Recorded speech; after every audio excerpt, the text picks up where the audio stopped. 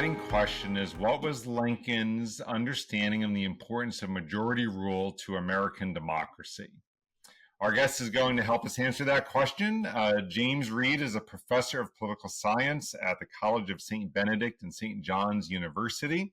He's the author of 4 books, including Majority Rule versus Consensus, The Political Thought of John C. Calhoun, about which we previously discussed on another Scholar Talk. And his most recent book is Sovereign of a Free People, Abraham Lincoln, Majority Rule and Slavery, which is today's topic. I am Tony Williams, Senior Fellow at the Bill of Rights Institute, and I would like to welcome you to another episode of Scholar Talks in the American Civil War series. Jim, I want to thank you very much for joining us. Well, thank you for inviting me. I'm glad to be back. Right. You know, I love this book. It's another very important contribution to American political thought in the University of Kansas Press American Political Thought series, which I think I've read maybe all the books, maybe not quite, but just a fantastic series. So a little shout out to our friends over at University Press of Kansas. And let's jump right in.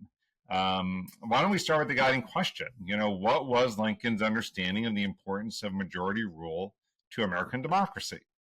Well, I want to start with the Gettysburg Address, which is from the war, 1863, but because everybody knows this famous line that Lincoln's Gettysburg Address expresses the hope that, quote, government of the people, by the people, for the people, shall not perish from the earth.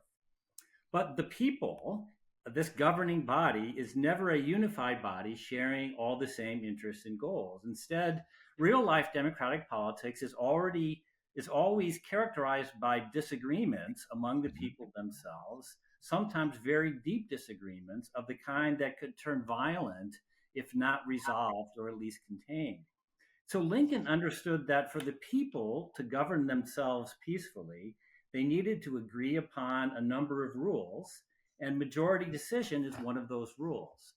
The principle of majority rule does not assume that majorities are always right or wise or just. Lincoln knew that majorities could act unwisely or unjustly, but the mistakes and injustices of majorities can be corrected in future elections in a way that the mistakes and injustices of some powerful and privileged minority cannot. And in Lincoln's time, it was above all the class of slaveholders who constituted this powerful and privileged minority who demanded to get its way regardless of election results, even to the point of breaking up the Union and resorting to civil war when a presidential election didn't go their way, as what happened in 1860.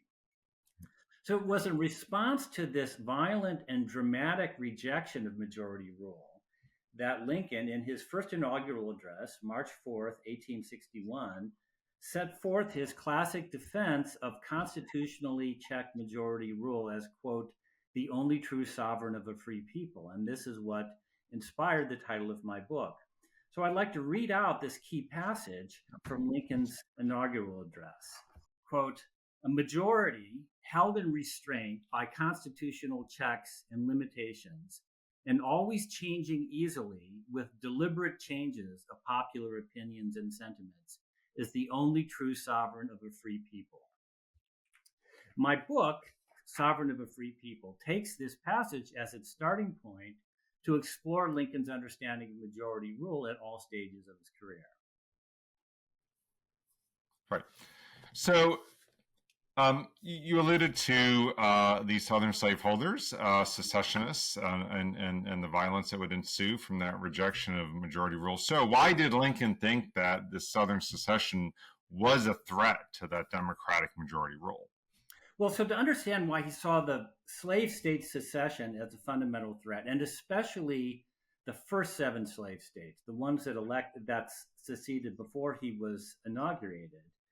The first 7 slave states seceded from the Union: South Carolina, Mississippi, Florida, Alabama, Georgia, Louisiana, and Texas, did so before Lincoln had even taken office as president.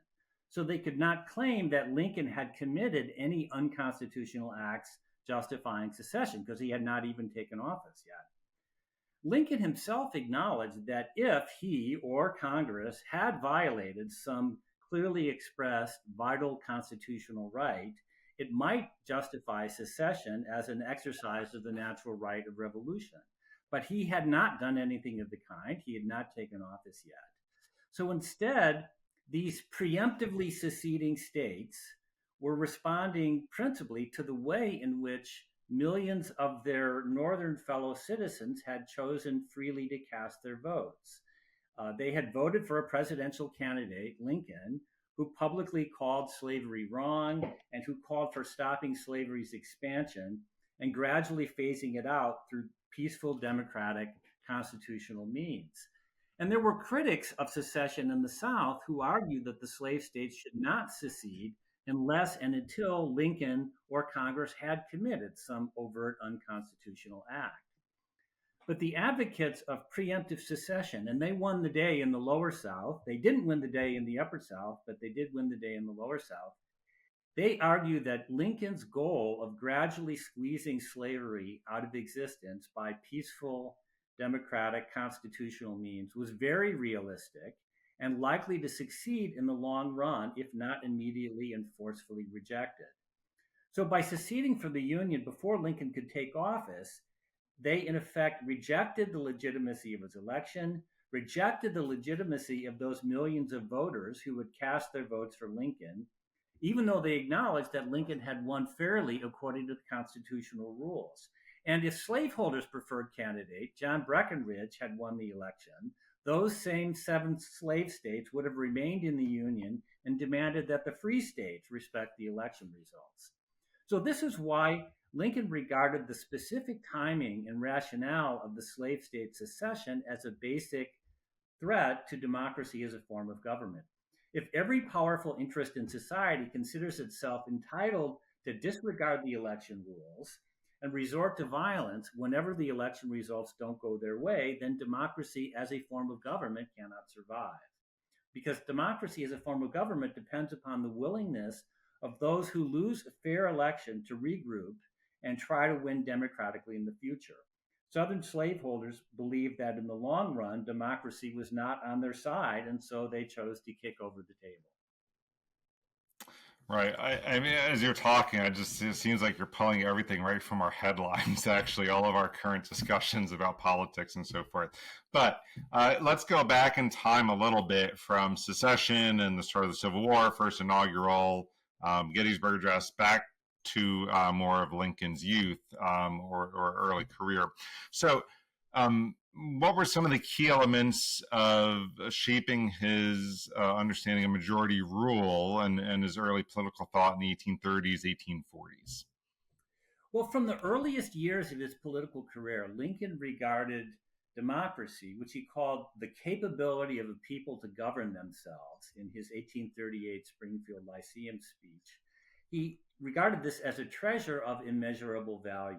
It gave opportunity to young men of talent like himself, but he believed it was a treasure that could be lost if citizens failed to understand and respect its rules and obligations. He argued that if American democracy died, it would not be by foreign conquest, but from within, by recklessness on the part of the people themselves. If democracy died, it would be, quote, it would die by suicide. Lincoln viewed Americans' penchant for mob violence as the mechanism by which American democracy might commit suicide. And so this was the theme of his 1838 Springfield Lyceum address when he was still a young state legislator.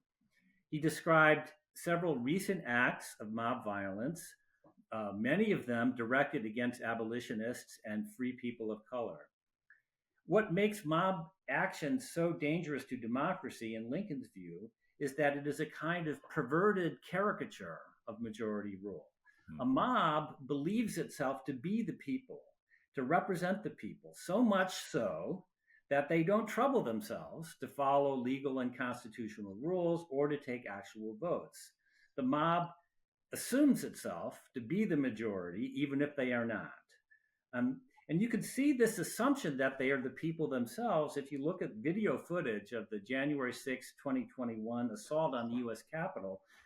Some of the people in the group tell them the people showed up and this is our house. So they see themselves as that in that mob action as being the people.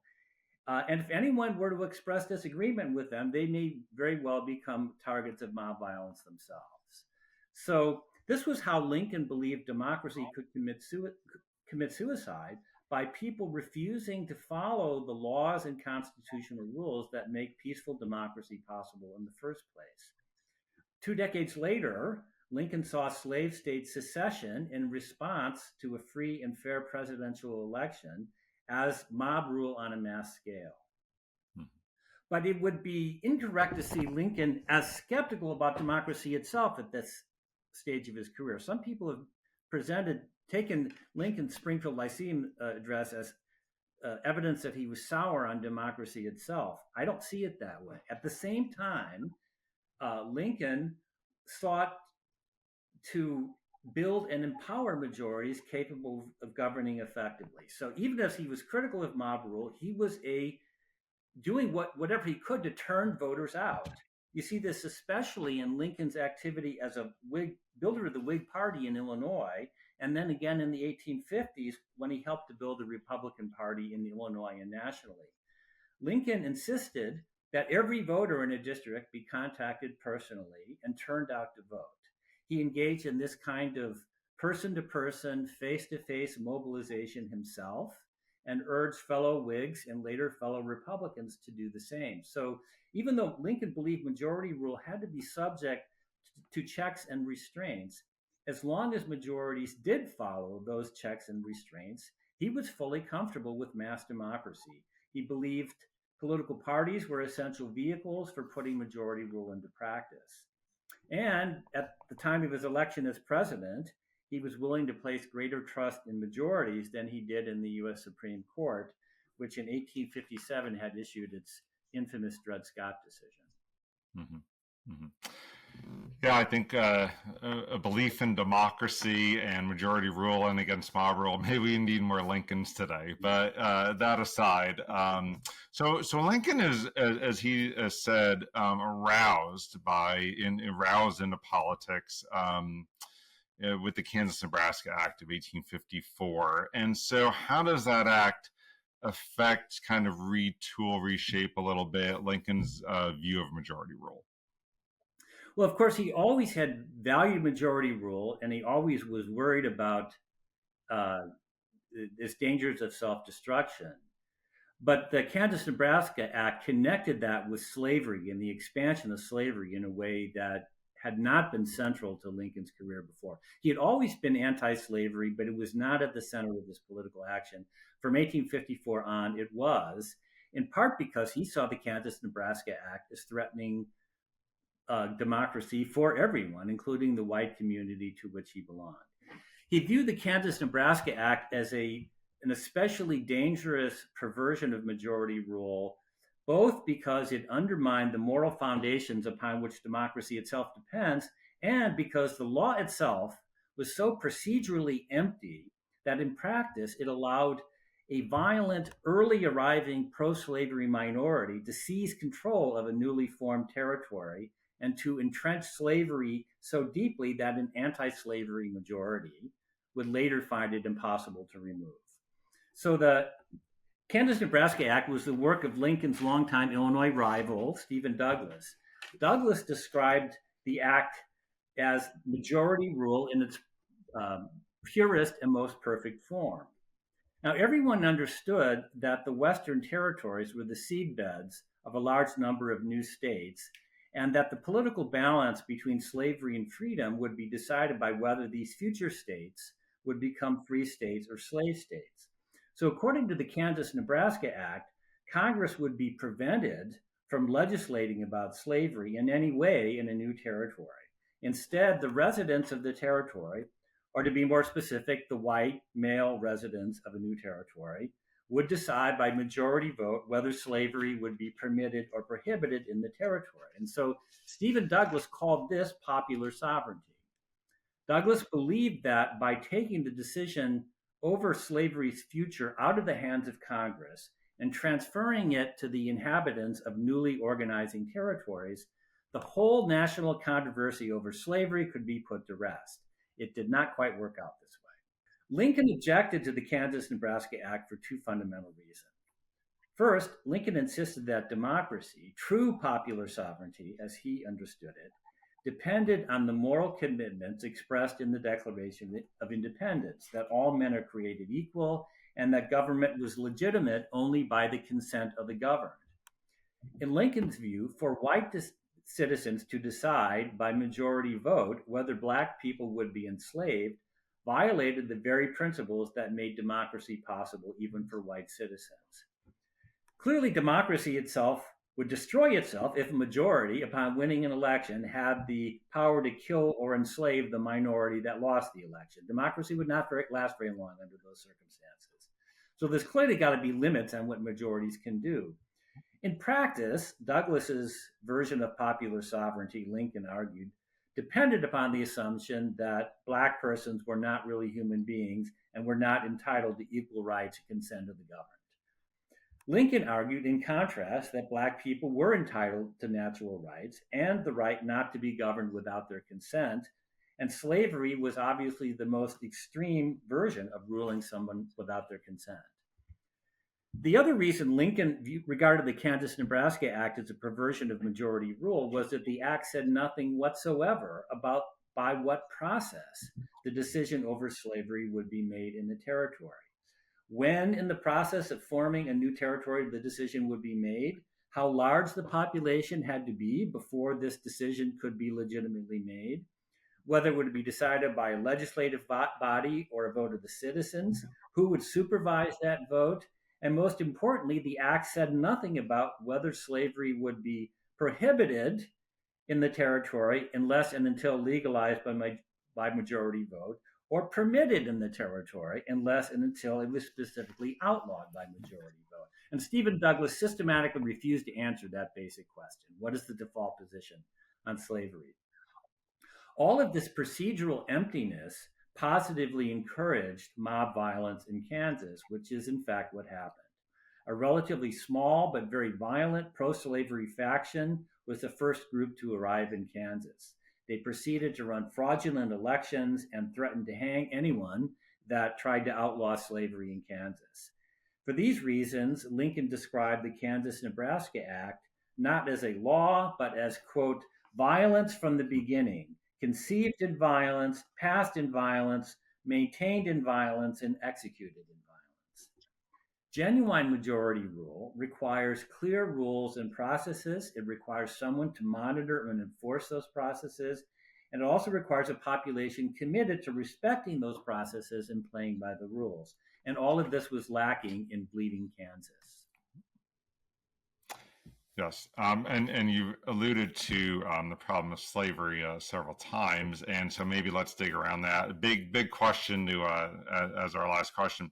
So, what was his understanding of natural rights, majority rule, constitutionalism, prudence in reckoning with this problem of slavery in American democracy? Well, one of my views most significant about Lincoln, majority rule, and slavery is that Lincoln hoped and believed that slavery could be abolished gradually, peacefully, democratically, and constitutionally. He did not want a civil war. And he did not initiate a civil war. It was secessionists who did that by firing on Fort Sumter. Whether slavery ever could have been abolished peacefully in the United States, that's an open question. Many scholars have insisted this was impossible. In the historical retrospect, they may be right. But it was part of Lincoln's democratic faith that even the most difficult questions, like the future of slavery, could be addressed peacefully through, in his phrase, time, discussion, and the ballot box. He believed that by peaceful democratic means, the institution of slavery could be weakened enough over time, economically and politically, that in the end, slaveholders themselves would be willing to accept public money to emancipate their slaves, a sort of buyout. Public buyout is slavery, peaceful, that would end slavery without a civil war. Was this prospect ever realistic? I can't answer that question, but I can say with certainty that the advocates of preemptive secession, that is secession before Lincoln could even take office, they very clearly believed this was very realistic. They believed it was likely to happen. unless they prevented Lincoln and his party from taking even the first step in that direction. That was the purpose of secession. Lincoln and the Union Army and a Republican Congress did, in the end, abolish slavery quickly and violently through the Emancipation Proclamation, followed by the 13th Amendment. Here, too, Lincoln followed the constitutional rules as much as possible under these extraordinary circumstances of the war. He did not believe he had constitutional power simply by presidential decree to permanently abolish slavery. Now, if you were an enslaved man or woman at the time, you would likely consider the actual abolition of slavery in a massive civil war to be preferable to the long, painfully slow phase out of slavery that Lincoln envisaged before the war. So there are real justice issues with Lincoln's hope for a slow, gradual, drawn out phase out of slavery. But for Lincoln, the fact that it required a civil war to end the injustice of slavery was deeply tragic. It was part of his democratic faith that if citizens respected and followed its rules and processes and obligations, democracy was capable of peacefully addressing not just routine political questions like how much are we going to spend on roads, but even the kinds of deep, very difficult questions that would lead to violence if not resolved. And I believe that Lincoln's faith that even the most difficult and divisive questions can be addressed through peaceful democratic means if we trust our democratic institutions and our democratic traditions. I believe that is worthy of attention in our own deeply divided times. And in that sense, I think Lincoln's faith in democracy puts our own to the test. Yeah, I think that's a really beautiful note to end on. I really like that time discussion in the ballot box. I jotted that down. Take a little time, calm down a little bit, engage in conversation, listen to the other side, listen to your political opponents, have discussions, have deliberations, and trust in the processes, those democratic processes of the ballot box and governing that you talked about. So thank you very much for appearing. Congratulations on your very important new book, Sovereign of a Free People, part of the excellent University Press of Kansas American Political Thought series. So a very, very worthy contribution. So thanks, Jim. And thank you all for joining us on this episode of Scholar Talks. Please check out the other interviews in our American Civil War series on our channel.